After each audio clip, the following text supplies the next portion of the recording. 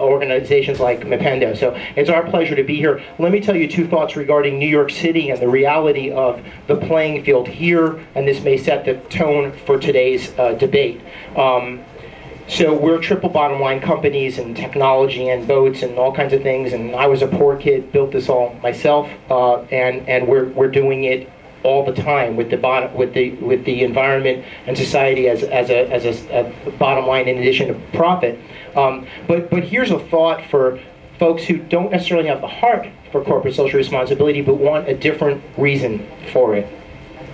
Nobody disagrees that baby boomers were the controlling force of your success if you were a company, right? Whether you were Starbucks or the Beatles, baby boomers made or broke your success. And that's because of their size. Well, baby boomers, if they're persons born 1944 to 1964, are 78 million.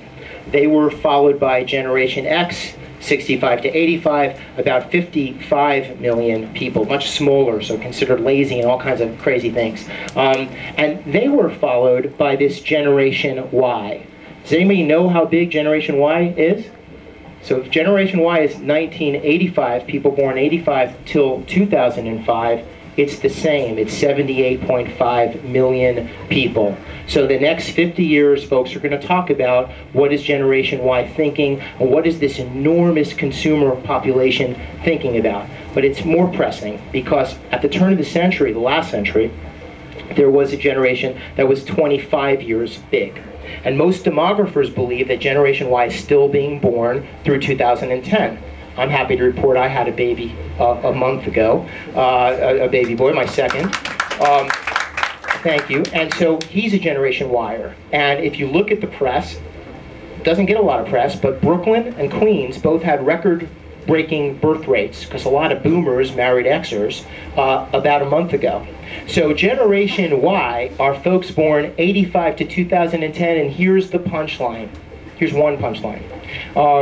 Generation Y, if you count them 85 to 2010, still being born, they're 100 million strong. That makes the baby boomers look small.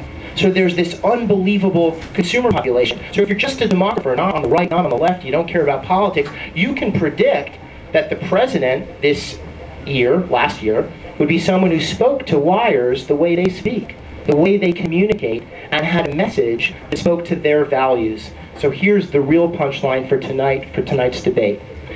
If you look at grossly diverse socioeconomic backgrounds, national polls, poor, rich, black, white, of seniors in high school and seniors in college, the poll asks, what are your top 3 priorities?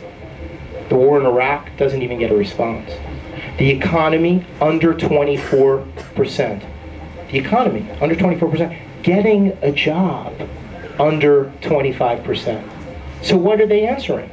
So these folks, Generation Y, say, unquestionably, the only thing that's above 50%, and in fact it's 84% and higher in national polls from the South Bronx to San Francisco to California, everywhere.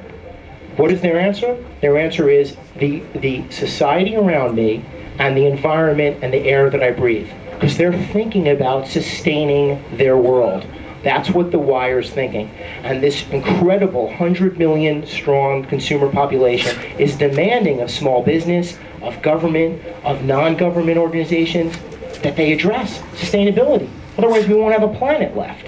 So just leave you with those thoughts. It's all about Generation Y, and they're going to force everyone to, in fact, focus on sustainability. So I thank you all. It's a pleasure to have you enjoy the boat ride. Thank you very much, Peter. Thank you.